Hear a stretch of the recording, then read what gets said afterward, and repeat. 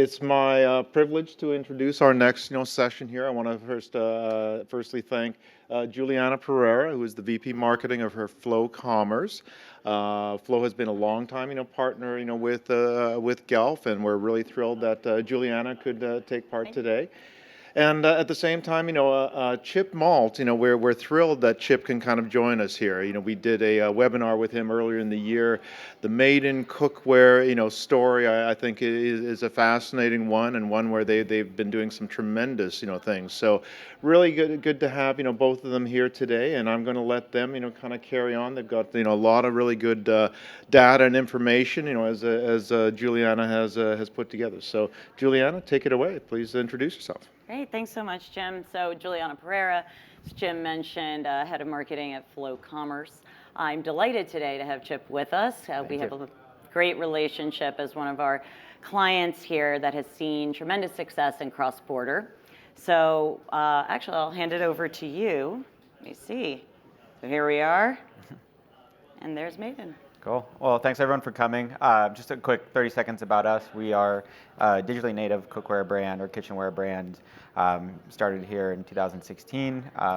Got into international within the first year of our business. It's been a main focus of ours, and something that on that graph we just saw really started as passive but quickly moved into active and then optimization. And so we're here to talk about that. Like for us, I think what's important is for the brand is we work with artisans and craftsmen from USA and Europe, and that story and that kind of effort and focus on manufacturing in really quality places is something that we've seen has resonated around the world.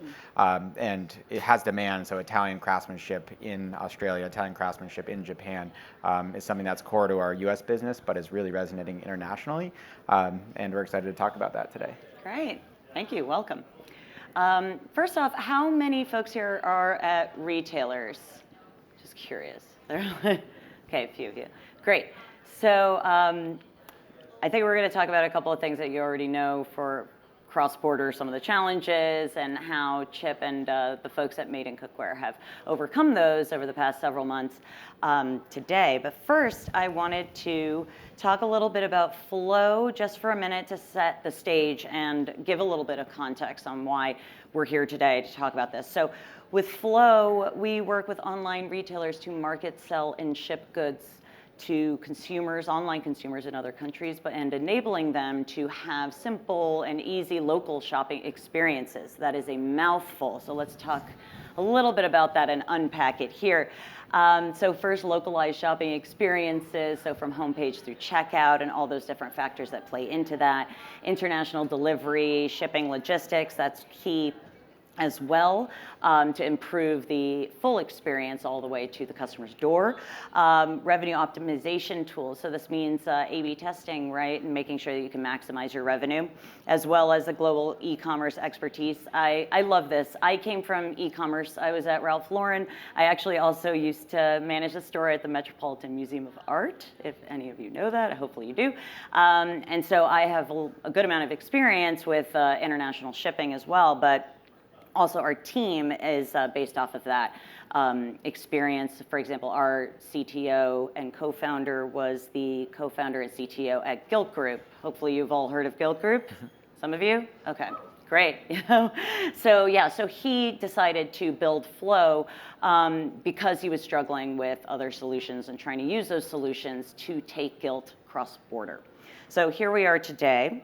And so let's start with why go global. So Chip, tell us a little bit about why Made In Cookware decided to go global. Yeah, I think the first thing for us when we thought about our industry was, it's a global industry. I mean, France, Europe, so big into cooking, cookware. That's something in food in general just resonates around the world. We weren't serving a niche market that, fits a millennial in San Francisco kind of thing. This was something that everyone cooks, everyone loves to cook, everyone has a deep emotional tie to cooking.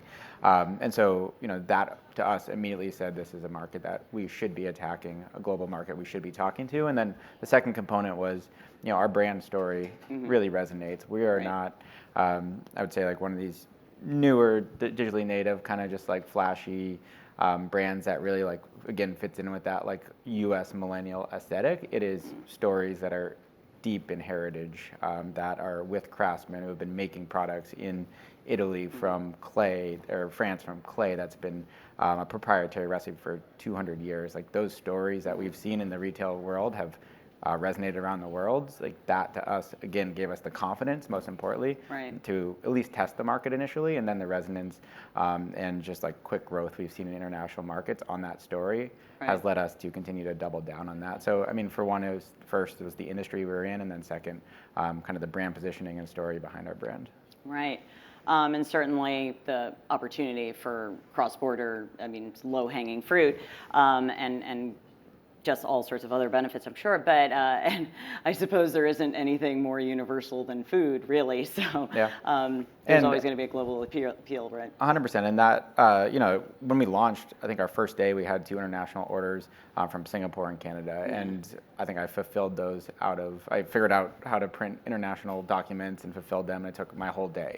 And then from there, it just kind of snowballed and press started picking us up. And then we started working with Michelin star chefs in Germany and Michelin star chefs in the UK. And so it was this kind of organic inbound interest that was like, woke us up to the opportunity. And then now we think about, I mean, it's just a really easy way for us to double, triple, quadruple our market size overnight kind of thing. Right. So. Oh, that's great. So I'm going to talk a little bit about data. So here, talking about what we've seen, what we all know is that global consumers, all consumers are global consumers, right? So internet has no borders. And not only do we have over 80% of developing world or the developed world, I should say, are online, but we're also seeing really high penetration rates in the developing countries that are also, they're coming online on social, or rather on mobile, meaning that they are social shopping, right? And so with that growth, certainly it's no surprise that cross-border is growing at twice the pace as domestic. So e-commerce accelerating, certainly, especially in the wake of the pandemic. And as this kind of continues, there's going to be a lot of behaviors that also continue in terms of the shopping online. And we're going to talk about that a little later because I have some data on that to share. And demand is growing in terms of e-commerce sales and the amount that will be cross-border by 2022. So lots to look forward to there. So here's pre and post-pandemic cross-border shopping. So in 2019, we ran a survey that looked across these 8 markets, Australia, Canada, China, France, Germany, Japan, UK, USA. And it looked across all those markets and it asked a number of cross-border and non-cross-border shoppers, or actually for the cross-border shoppers, or rather for all of those shoppers, the percentage of shoppers that had placed an order cross-border. So at the time, it was 69% in 2019, and that went up to 76%. So not particularly surprising given what has happened in the past 2 years, but really interesting to see some of the variance between the different markets, with Australia, Canada being particularly high, Japan being lower, but certainly has jumped a decent amount from 36% to 50%, so we're definitely seeing an upward trend in cross-border shopping there. So we look at 5 signs a brand will launch globally, and Chip touched on a couple of them. Certainly, if international traffic is high, conversion rate is low, that's always a strong signal that there's an opportunity there. There's international demand for goods, so either through social media and traffic coming from there. The diversified market presence, this was really interesting because we started seeing a lot of brands turning to us to talk to us because they felt we can't rely on one market anymore. And a lot of other markets were being underserved because the consumers couldn't have access to the goods they needed, so they started shopping online and cross-border. So that has been a big driver, as well as diversifying that market presence for a number of retailers. Also consumer awareness through new channels, a little bit on social, a lot on social, but search as well, and other channels that consumers are discovering brands through. And it's also it's a fast way for newer brands to be able to jump into new markets and compete there, especially if there are competitors in the typical markets. If you're tackling the long tail, there's a lot of opportunity there, right? Okay, so we'll talk about the challenges. So take it away. Yeah, I mean, for us, obviously, I think you guys have probably heard a couple of the other stage people talk about the obvious challenges between shipping, calculating taxes, duties. We had a ton of people early on in our life cycle, I would say, reach out to us saying the duties and taxes that you didn't tell us about were more than the pan itself. Like, this is bullshit, right? And so that was something we clearly needed to solve. And for us, that was 101. Like, we needed to get the shopping experience done correctly and transparently and good as an experience overall. Fast shipping, ability to return, and things that most, I'd say, like, actually big retailers don't even really do right now. And so for us, like, we wanted to match the experience that we were so committed to offering in the domestic market with international, which obviously we needed to partner with a tech solution to do so. And then the second point of it for us was, and we'll talk about it a little bit later, was getting the brand awareness out there through different channels. So, you looked at that last slide, which was, UK and Canada and Germany. Those are vastly different markets in terms of creative output. And we're still a relatively small company that has trouble dealing with the creative output just for domestically. So how can we go and talk to a German consumer with food that people in Germany are actually cooking and have that be a different photo shoot than people who are, what we're doing locally and in America and things like that. So we had this kind of two-sided approach. One was the brand side of it, which was the challenges to localize our conversations overseas, mixed with the tech challenges internally. So yeah, for sure. And so touching on that with the barriers, this also comes from this research report that we just conducted. And we're looking here at the top barriers for cross-border shoppers. So we asked them, what keeps you from shopping cross-border? For the cross-border shopper. So on a given website, why did you abandon your cart or just not check out and buy that item from the site? So shipping is a really big problem. I think you touched on that. We've run a ton of A/B tests on this across almost every market. Shipping has been the biggest driver in terms of incremental conversion growth, as well as having no effect or actually a weird reverse correlation with AOV. UK, Canada, we tested 0, 49, 99, 150 shipping thresholds, and free shipping was the winner and had no effect or actually a positive effect on AOV. So. Oh, wow. That's really cool. Great. So with here, it's the usual suspects that I think many of you would be aware of that several others have discussed today, but shipping expensive, shipping is slow. Those are always the biggest ones that we've seen, and that was also true in 2019 when we ran the similar survey. Taxes and duties are high, or in other cases, it's just unclear what you're going to pay. Currency exchange makes it too costly, but also the price isn't in the same currency or in the local currency. So those two going together here on this list, and then home language, that's the language translation, is always a challenge, particularly at checkout where it's really important. So that's why we have over 25 languages, our checkout translated into over 25 languages. Because of that, it's a large converting factor there. Payment methods, that comes up a lot as well, and having local payment methods. I know we've talked about Klarna and other different types of buy now, pay later, as well as credit cards. There's also cryptocurrencies. There's all sorts of different payment methods, alternative methods that also play into this that are important to localize.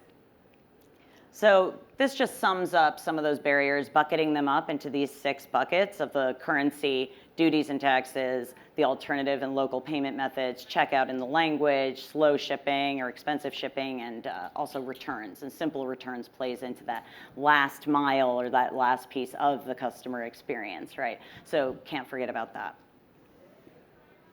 Okay, so let's talk about how you create localized experiences. Yeah, for us, I think we started that graph that was shown on the last thing around optimization and passive into active and then to optimization. We really started with optimization from day one.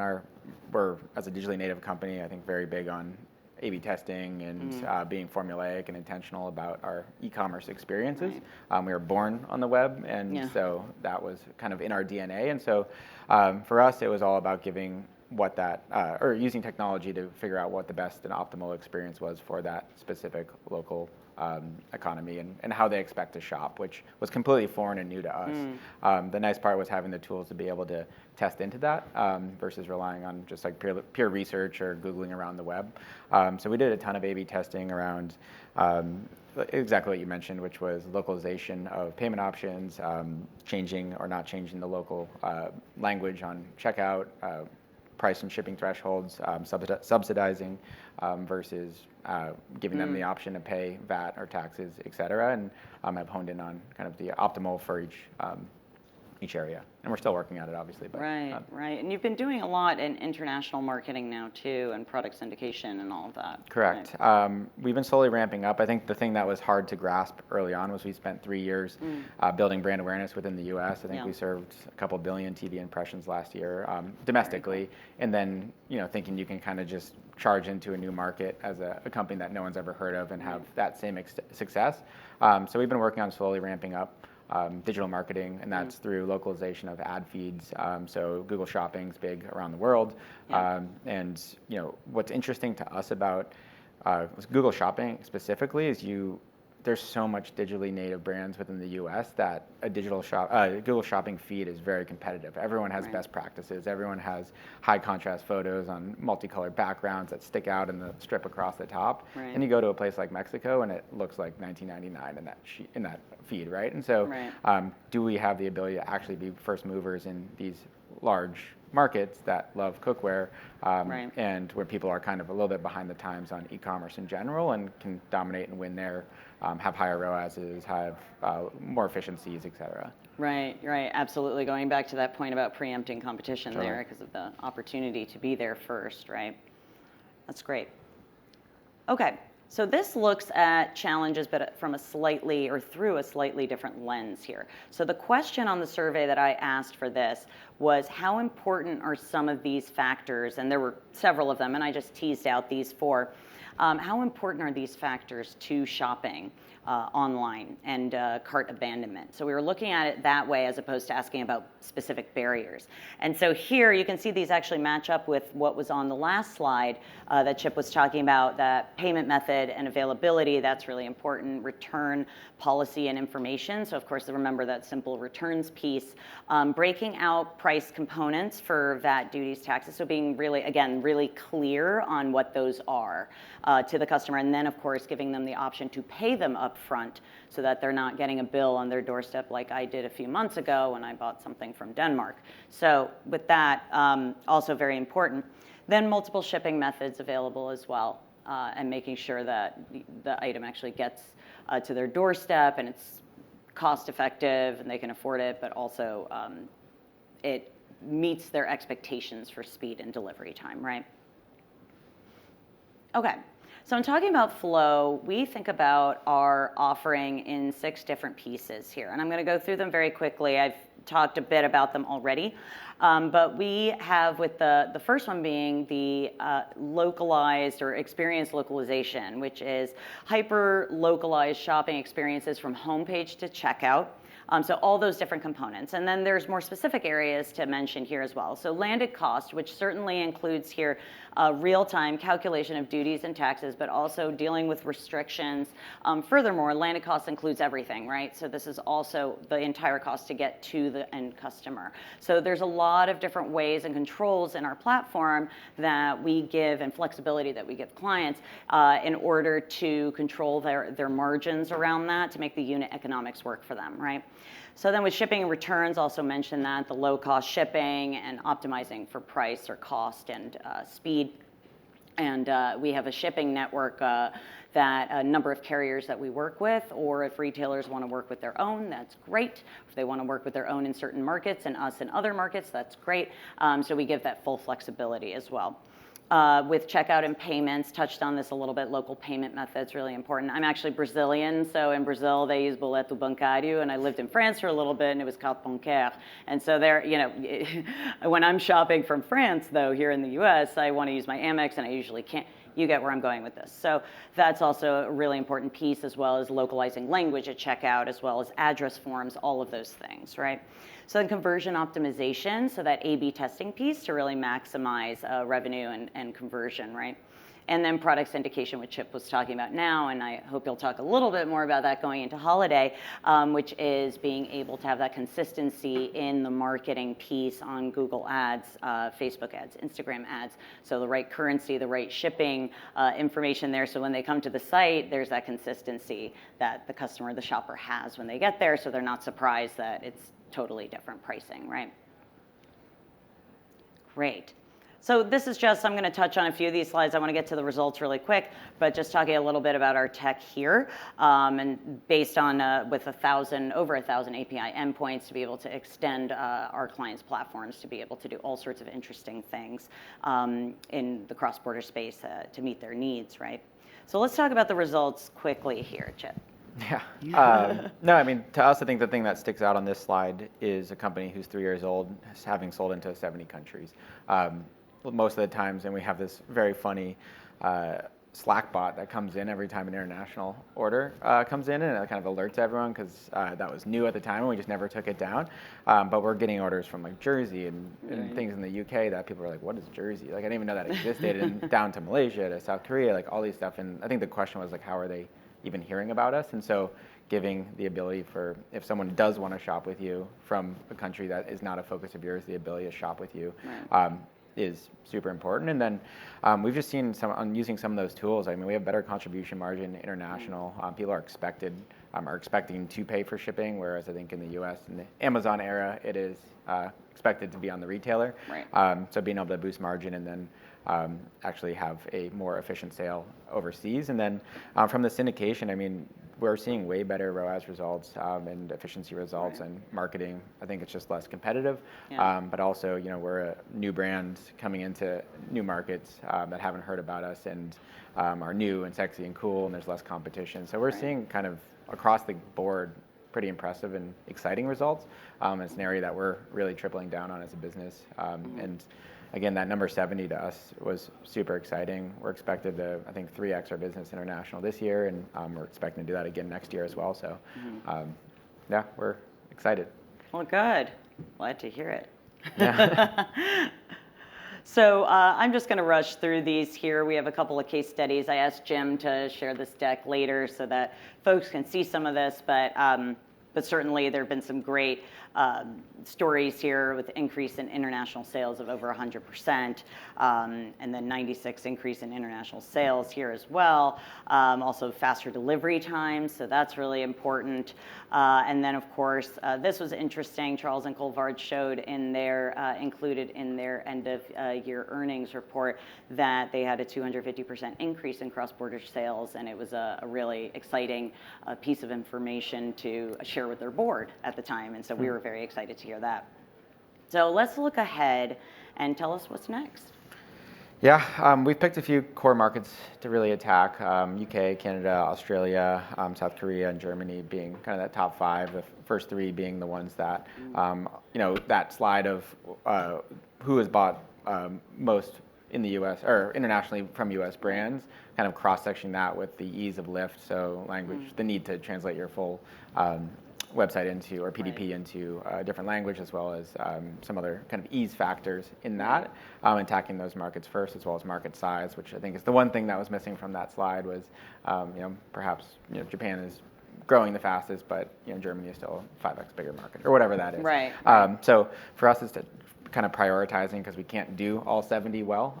So what are the first 3 to 5 we tackle, and then attacking that creatively. And so A/B test goes from everything from what we've already talked about down to the creative portion.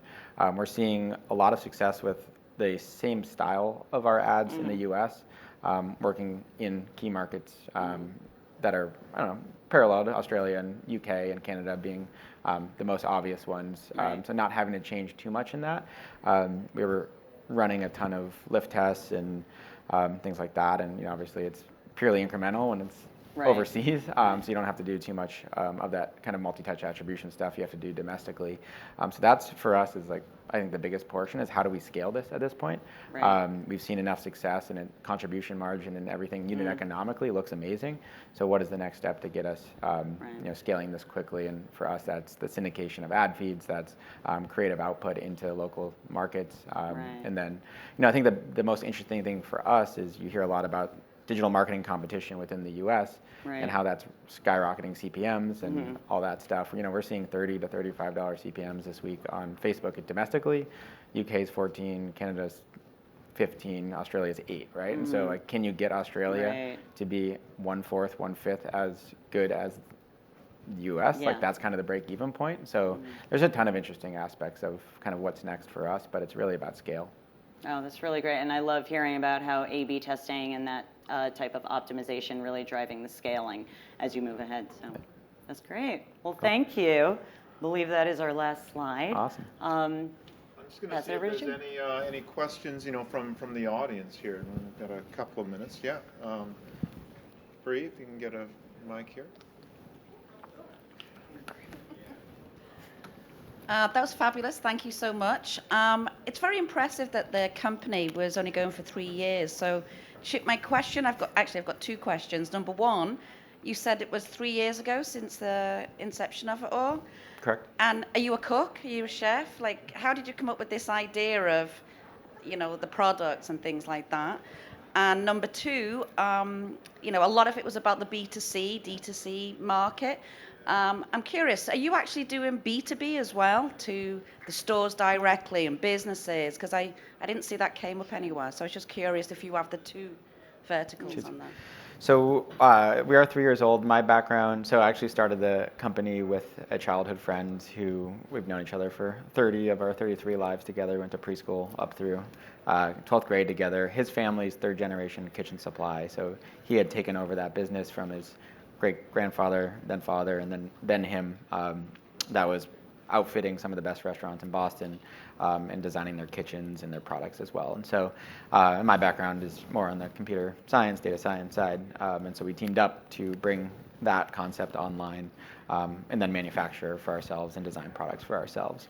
And we really wanted to match his family's history and that kind of depth and authenticity and reason to be in the space with the manufacturers and craftsmen and artisans that we work with.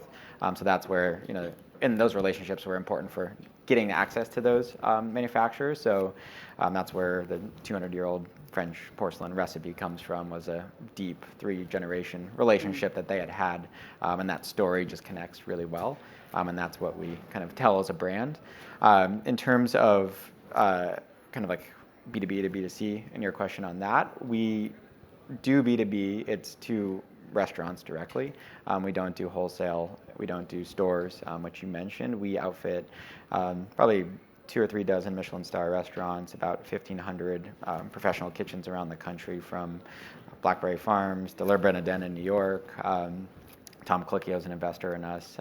But these are kind of authentic chefs that buy our product for their quality and performance. And then that becomes a huge portion of our brand and marketing story. And to us, that playbook is something that we think we can bring internationally. These chefs are local. Chefs are the new athletes to some degree. Like they are on TV shows. They are so popular. Everyone's following them on Instagram, but they're very localized. So people in New York love the New York chef scene. And Austin doesn't really care about the New York chef scene that much. They care about the local Austin chef scene. And so for us, like, it's that strategy that's gotten us to this point, and then now we can take that same strategy and in the UK, subdivide that, and then who is the most popular chef in the UK, and how can we make an authentic relationship with that chef. Chef, thank you very much, for sharing your international journey to date.